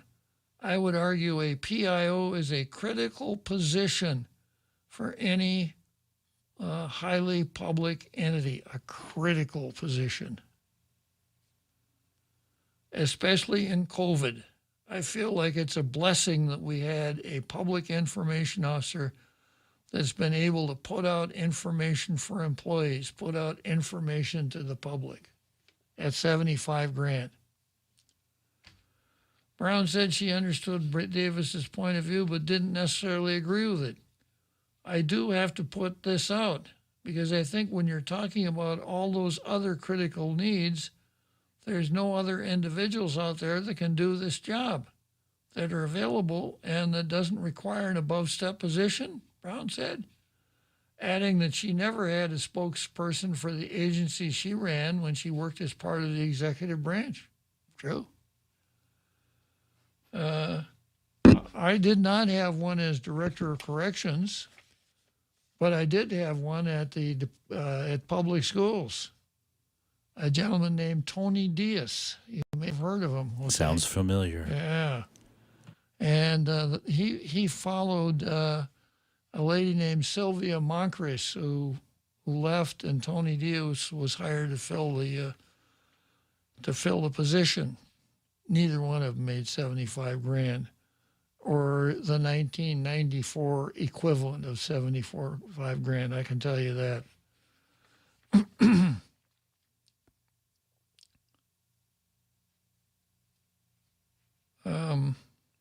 Brown said, adding that, as you have disgruntled employees who continue to see these types of practices happening in the government, and you're in the board and you're wanting to relay the need of critical support for the hospital.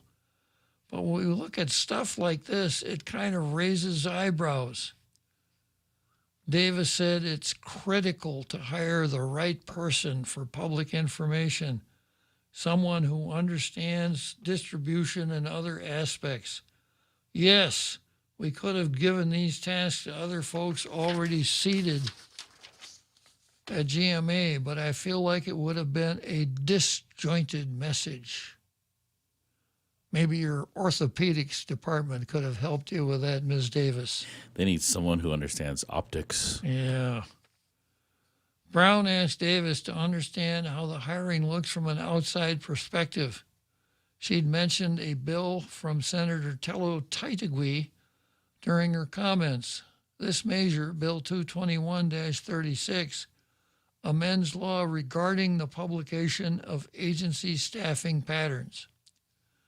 Another issue discussed at the hearing was Davis' position on the proposed medical campus. Davis said she hadn't been briefed on any details of the new hospital, didn't know the location was a controversial issue, and has no opinion on the location yet. She added she just felt the community would be best served if the hospital was moved out of the current location as it's congested. I hope there's less controversy over the location and more on how we're going to serve the people of Guam at the new hospital, Davis said. You know, it will not break my heart if this lady does not get confirmed. From reading this, I'm left with the distinct impression that what she's doing is supporting the general manager of the hospital, who, for reasons that we don't understand, wanted to hire that above-step PIO. Okay, we're going to take a short break here for the seventh inning stretch, and I'm going to come back to an ophthalmologist, Dr. Akim. Yeah. Well, he can probably see his way clear on some of these issues. Okay, short break. The Extra Point with Jerry Roberts of Guam Training. Hi, I'm Jerry Roberts, and every day on The Ray Gibson Show, I get to comment on the incredibly diverse, fun, challenging, sometimes frustrating, often exciting, but always interesting world of work. I hope you'll be there with us. You can find daily transcripts of The Extra Point at guamtraining.com. Tune in every weekday morning at 7:20 for The Extra Point with Jerry Roberts, brought to you by Guahan Insurance Services and First Hawaiian Bank on 93.3 The Point. Howdy, Chili's is serving y'all some Texas-sized family meal, because everything's bigger in Texas. Enjoy full racks of Chili's world-famous baby back ribs, margarita chicken, savory shrimp, beef fajita, smoked jalapeno sausages, mashed potatoes, and corn on the cob. Man, this meal's bigger than Bill's, but it ain't breaking the bank. Chili's has Texas-sized family meals for just $45 to feed your crew of 3 to 6 folks. For your youngins, just add $5 for a kid's meal. Chili's, more life and bigger meals happen here.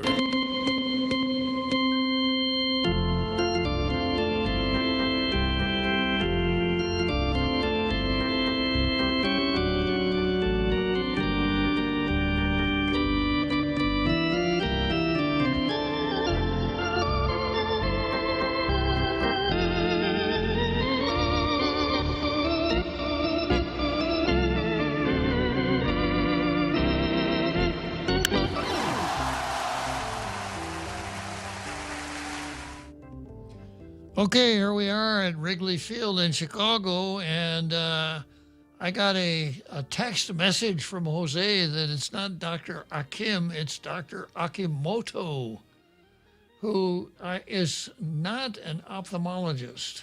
He's an MD, right? Yeah.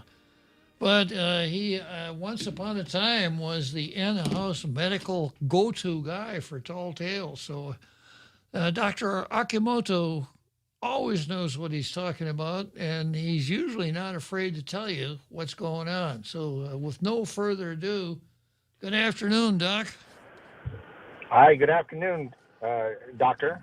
How are you? I'm doing great, sir. Can you hear me okay? I'm sorry, I'm in my car. I can hear you 5x5, Doc. We're really happy you're on the air as well, telling the truth and reading that story about the above-step hiring of a PIO and the priorities that our board of trustee member apparently has in regards to how to fix the hospital. Apparently it's all about optics, convincing both the staff that they have nothing to be demoralized about, and that the patients that are in the hospital have nothing to worry about, that everything's fine, which I think that's what they told the people on the Titanic as it hit the iceberg. So I agree with you. I think the lady who was applying for the job to be on the board of trustees probably should stay home. I don't think we need board members who are going to ignore the plainly really just corrupt, disingenuous, demoralizing. I'm going to run out of words, but it is terrible that a board member would defend that kind of malevolent behavior of trying to bring in a non-clinical staff member so high above step at $161,000 a year, when just several months ago, our nurses at the hospital were denied a pay raise because apparently there wasn't enough money to pay these nurses, who everybody has acknowledged has been heroic throughout the pandemic. The traveling nurses who have come here have, been singing their praises. They say that our nurses are the best, and the traveling nurses would know because they're getting paid $225 an hour to come out and say it. The Guam Memorial Hospital's priorities, just so that the people of Guam can be clear, are wrong. They're fraudulent. We thought that after Bob Klitzkie had served as senator in the Guam legislature, that corruption would be dead. I mean, I think you've even served as a police officer in the past. So we thought law and order was going to stand and be the rule of the day, but it does look like corruption in the government of Guam is alive and well, and it's sitting right on top of the Guam Memorial Hospital. If corruption was a Pokemon, that Pokemon is sitting right on top of the Guam Memorial Hospital, and it looks like everyone who's in the board is celebrating that fact by hiring people above step in non-clinical behavior. So the PIO is just one of several that apparently have now come to light, to the extent that Therese Terlai, as a speaker, has decided to have a special day where we can all talk about them. I guess in the next 7 business days, there's going to be a legislative oversight on above-step hiring at GMH. So this is not over. In fact, this is just getting started. I really wish the hospital administrator had decided to prioritize something else so that we could be worrying about, medical supplies in light of the fact that it's almost Christmas and we usually run out of medical supplies at Christmas. Maybe hiring local nurses or more nurses because we don't have enough nurses at the hospital. But instead, our hospital board members and our hospital administrator have decided to prioritize above-step hiring of non-clinical administrative staff. So we get to do that. And that's probably not going to improve healthcare, but it'll make for really great radio. So I love being the leadoff for this whole banter. For me, this is something I'm good at, which is criticizing government corruption. I feel like I'm good at it, but I can learn from the best, from Senator Klitzkie. My only question, sir, is, how does it feel after putting in so much effort to try to train your fellow policymakers on how to run a government the right way, for the people, by the people, and now it's turned upside down and it has been corrupted from within to the point where the senators sitting there and the people that are working in the government of Guam and at the hospital have been exposed as rotten to the core. I mean, all they care about apparently is money and stuffing the pockets of their friends with money. I mean, this feels like the 70s. This feels like the 80s all over again. How do you feel as someone who has championed good government, and what can I do to make you feel better? Well, I think you probably already have. You fluffed up my ego as though it was ever necessary to fluff up my ego. You know how proud I am of my humility. But thanks for your kind words, Vince. But stay fluffy, my friend. I'll do it. I'm really glad you called, and keep us informed on what's going on, okay? Hey, you didn't answer my question. Well, I thank you for giving me that gigantic ego fluff this afternoon. I have to go beyond that? Well, a little bit more. I mean, you're welcome, but we really want to know, how do we regroup and rebound. We thought we had government corruption under control. We thought that this new legislature and governor were going to, be, I don't know, what's the word? Be competent, be non-corrupt. What's the word for non-corrupt? Honest. Yeah, honest. Yeah, we haven't used that word for such a long time. But this is dishonest, isn't it? It's dishonest to say that a PIO is essential. Yeah. It's dishonest to say that the PIO is the most important thing that the Guam Memorial Hospital needs right now. It's not a lie. It's a distruth. So how do we regroup? Because we thought we were making some positive changes, but let me take we're wrong. Let me take a crack at that. And this is it, Vince.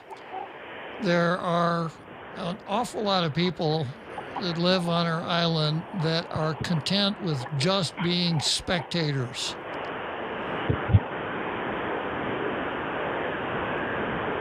Okay, that's a pregnant pause. Yeah, well, because Big finish. it sounded like someone was trying to jam the station. Yeah, an awful lot of people are content just to be spectators, even when they don't like the show that they're watching or the game that they're watching. They're just not interested in actually doing something. And the way a community keeps itself on the right track is that if everybody in the community actively says, hey, we're not going to put up with that. We have to have good people on boards. Boards have to do a good job, etc. So as long as we have an acquiescent public, then it's going to be a hard fight. It's not something that any man or any woman or any person can do. It requires a sense of community involvement, Vince, in order to get the train back on the track. I think I get your point. All politics are local, and it's all personal. But, Your Honor, I have to point out to you just one really glaring fact. We're in a state of emergency, a public health state of emergency, and the place of last resort is the Guam Memorial Hospital, the place where people are going to die, where they're going to get oxygen, where it's required for the place to be clean so they don't catch, some sort of MRSA, methicillin-resistant Staphylococcus aureus, so they don't get contaminated. This is the place we're talking about. Yeah. So in order for our hospital governance to deal with the state of emergency, we've got to have someone who can tell the story in a way that's not embarrassing, right, Vince? No. I mean, again, I think they got so much, I guess, love and so much free food over the pandemic, they started to believe that they were untouchable, that they were incorruptible, that every decision they made was in the best interest of the most important people, which apparently is themselves at this point.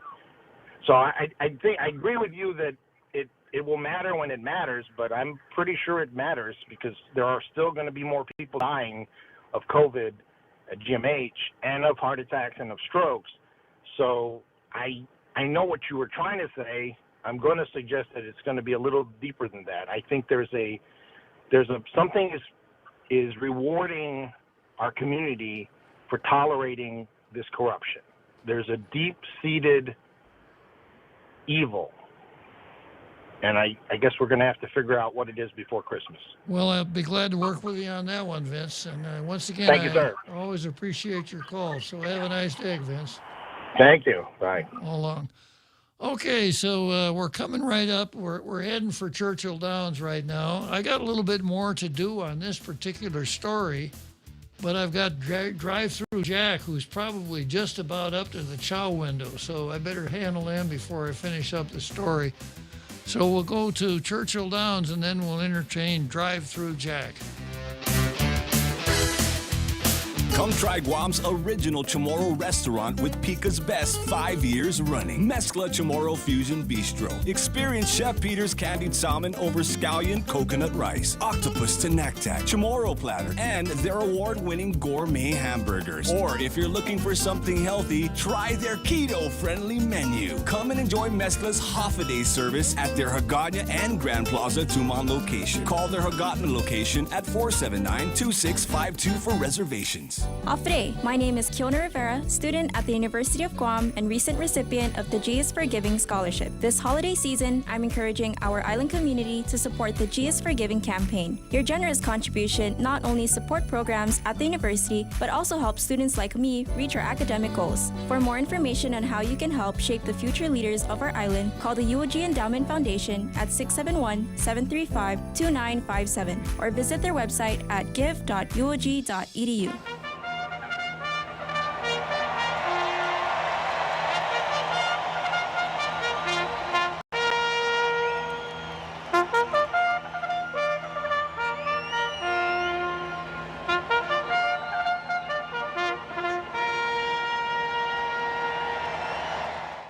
So here we are, Churchill Downs, Louisville, Kentucky, and what do I find right next to the racetrack? A drive-through. And who is patrolling that drive-through? None other than Drive-Through Jack. Right, Jack? Hey, good afternoon, Bob. How you doing? Doing great. I have to disagree with the doctor there, the real doctor, Dr. Akimoto, because, apparently we tried science. Apparently we tried medicine. And I think the narrative from the get-go, to borrow Chief Ignacio's words, it's always the only way we're going to defeat this Wuhan virus, Bob, is through marketing. So I think that's their route since the start of the pandemic, because it sure is in science and it sure is in medicine. And it's darn well based on, we borrow the phrase from The Wire, juking the stats. So, I think Dr. Akimoto was a little bit, I understand where he's coming from, but this is the route they've chosen. They've chosen the marketing route because apparently that's the godsend, and that's how we're going to get over this pandemic. And another thing is that, I heard Jose comment on the prosecutor about the Kenosha trial, about him putting the figure and how, what was he doing? And I had this discussion with you a couple of years ago, and it's just me. It has nothing to do with the profession of being a lawyer, but I've always viewed lawyers as being either cunning or obtuse, and those are not flattering words. They're either one or the other. And in this case, the prosecutor, Mr. Binger, which a lot of the people on the internet call him Little Binger after the character in Game of Thrones, he was being really cunning because he wanted a reaction from the jury. He wanted a reaction from the defense team. And when he got nothing, that's when his plan fell apart. Because as soon as anybody reacted, that will go to his point on provocation. And so it's a chess game. and I don't, you know this. Not all, they show you with the right hand, they don't show you with the left hand. And it's a lot of smoke and mirrors. And I think that it was a strategy he tried to do, and it fell on his face. But it wasn't like, was he stupid doing it? Was he doing a Alec Baldwin thing? No, I think it was part of his strategy.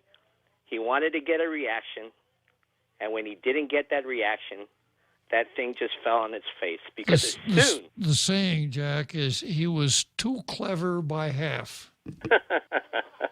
But just imagine if the defense reacted to that, or the jurors reacted to that. That would just fall into the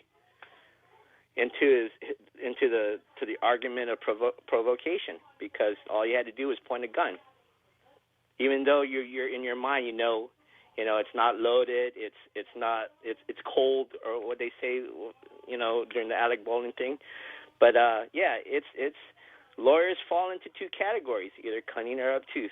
And it's wrong to say that, this guy, I think that guy Binger is pretty smart. It's just that at this time he just got outsmarted on his methodology there and pointing a gun and got no reaction from it. And you got to hand it to the people of Kenosha. And like I mentioned before, man,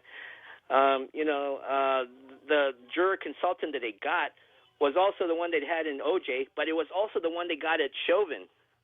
That's the same juror consultant. And I don't understand why they picked that person, because, that person didn't have a good track record coming into there. But, it's the name game, and whoever's name got pushed up forth, who's ever on the top list, they think that's the big cheese there. So let's see. I just, I'm praying that the jurors are good citizens of Kenosha, and no one, that part of the area there, they're homegrown, right from wrong people, and just hope that we get the justice that we deserve. And I hope that Mr. Rittenhouse is found innocent in all charges, because you don't want a hung jury. You don't want him to have this thing hanging over his head. So, that's my thought on it. But like I mentioned, this thing became political. I'm still, when it comes to the Wuhan virus, I'm still stuck at 98% survival rate. I haven't budged from there. And it's just, and this goes to prove, even in the hospital, they want to hire an advertising person, and that's all it is. And that's the game plan from here on out. It's about marketing. It's about who we silence. I'm a big proponent of aggregate information. Get all the information that you can and be the judge. I am totally against silencing any side. And what we have here in Guam is that one side is getting all the buzz, all the lights, all the cameras, all the print, and the other side is being demonized. And even when they know that the other side, the unvaxxed, are humans too, and they treat them less than that, and it's okay, there's a big problem. And it's not that there's not enough of us or we sit on our laurels. It's just a lot of us know how the game is played. And if you see the same people in charge when the times are bad, and the same people that are charged when the times are good, and the same people in charge when there's times of corruption, I mean, what are you left to think about here? But we still got some way to go, and it's just your format. You got to thank Ray for this, for giving us an opportunity to have a place to go and voice our opinions, and at least a place that we can survive without being stigmatized as being the problem. This is a pandemic of the unvaxxed. I still haven't heard her walk that back from the person who got the virus herself and her lieutenant governor. A person who got the virus didn't give up her office, by the way, when she was sick. She kept on doing what she had to do. Didn't transfer the authority to her lieutenant governor. Was out there holding the seal, We're ready to jump in, and even he got sick. Both of them got sick. Both of them got the virus. Did they come out and say, hey, I survived this, you guys can survive that too? Did they come out and say that's because they didn't have the right marketing person on the staff at the time. There you go. Yeah. Point proven. Mm-hmm. So maybe the only way we're going to defeat this virus is by marketing. It isn't going to be by science. It isn't going to be by medicine. It's going to be by marketing and demonizing those who are unvaxxed and demonizing those with opposite opinions or opposite, concerns. That their concerns shouldn't be, you're just concerned. Well, there's only 3% of you that could this happen to it. When we're talking about hey, Jack, 98 or 99% survival rate. I think your order's ready, Jack. All right, Bob. You have a great day. Thank you. So long. So here we are, the end of another perfect day here on Tall Tales. How do we wind up the show? We say... Let's go, Brandon. Let's go, Brandon. Okay, we'll see you tomorrow.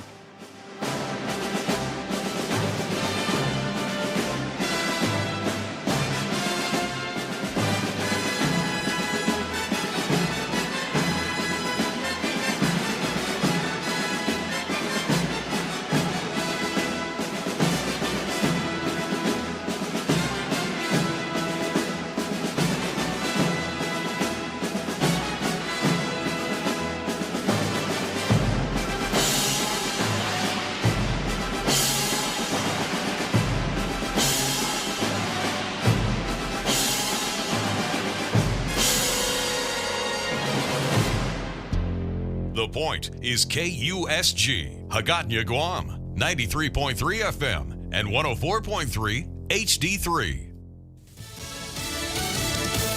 Infrastructure done. The White House pivots to the social spending plan. I'm Jack Callahan, Fox News. President Biden continuing to celebrate the passage of the infrastructure bill, speaking Tuesday from a bridge in New Hampshire that had been declared structurally deficient but is now ticketed for replacement. Thanks to the infrastructure law, we're going to make the most significant investment to modernize our roads and our bridges in 70 years. The president said his nearly $2 trillion social spending plan is coming along next. Senate Democrats believe they've almost got the votes, but some Democrats first want to see the true cost calculated by the nonpartisan Congressional Budget Office. Irrelevant, according to the White House, where officials are challenging the credibility of the Budget Office, reportedly set to undermine Biden claims his spending bill doesn't add a penny to the deficit. Fox's Peter Ducey. House leadership says they'll not leave for their Thanksgiving recess until they've taken action on the social spending plan.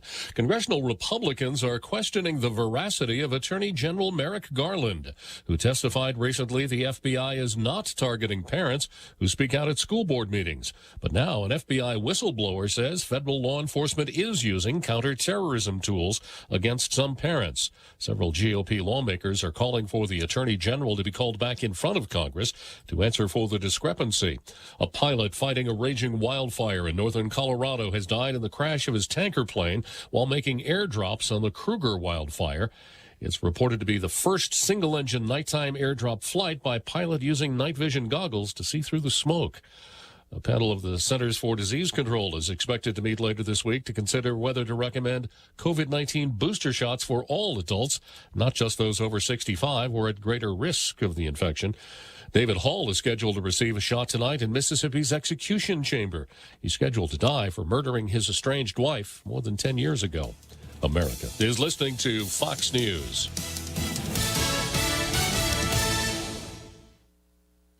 Jason in the House, the Jason Chaffetz podcast. There is always someone doing something stupid somewhere. Dive deeper than the headlines and the party lines as I take on American life, politics, and entertainment. Join me, Jason Chaffetz, every Wednesday as I shed light on the news and make some predictions along the way. You never know who will drop in. Subscribe now on FoxNewsPodcast.com or wherever you download podcasts. Crash tonight in Estes Park. Connect to Fox News Audio on the Fox News app. Listen to hear your favorite hosts like Brian Kilmeade, Jimmy Fallon, and Guy Benson standing up for what's right, live and via podcast. Just click listen, then swipe right and hear the latest news updates on your time. And scroll down to hear the latest podcasts from Fox News. And it's even easier to listen in the car with Apple CarPlay and Android Auto. Get programming alerts and notifications. Fox News Audio is on the Fox News app. The voices America trusts. Download it now. It's sentencing day today for the man who became the face of what happened at the U.S. Capitol on January 6th. Most people know Jacob Chansley's face, or at least what he looks like with his face painted red, white, and blue while wearing a horned fur hat standing around inside the U.S. Senate chamber. The so-called QAnon shaman image has become the avatar for Capitol Hill demonstrators on January 6th, despite his later denouncing former President Donald Trump, who refused to grant him clemency in his final days in the White House. Chansley would later plead guilty to obstruction after sitting in jail for much of the year. Prosecutors today will push for 51 months in prison. Eben Brown, Fox News. President Biden last month announced a deal to operate the Port of Los Angeles around the clock to break a massive backlog of cargo that's been driving up prices for consumers, but it hasn't happened yet.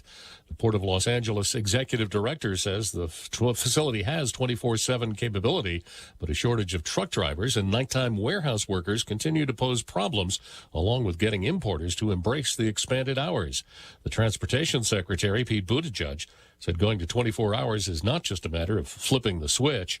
Russia is pushing back as the U.S. continues to complain about a dangerous weapons test in space. Russia admits it conducted a weapons test in space yesterday, targeting an old Russian satellite. But it claims the U.S. is wrong to call the test irresponsible. NASA says the hit created space junk that could threaten the International Space Station. NATO Secretary General Jens Stoltenberg This has created a lot of debris. Echoed the American criticism. So this was a reckless act by Russia. Russia says the US knows the fragments left behind are not dangerous. In London, Simon Owen,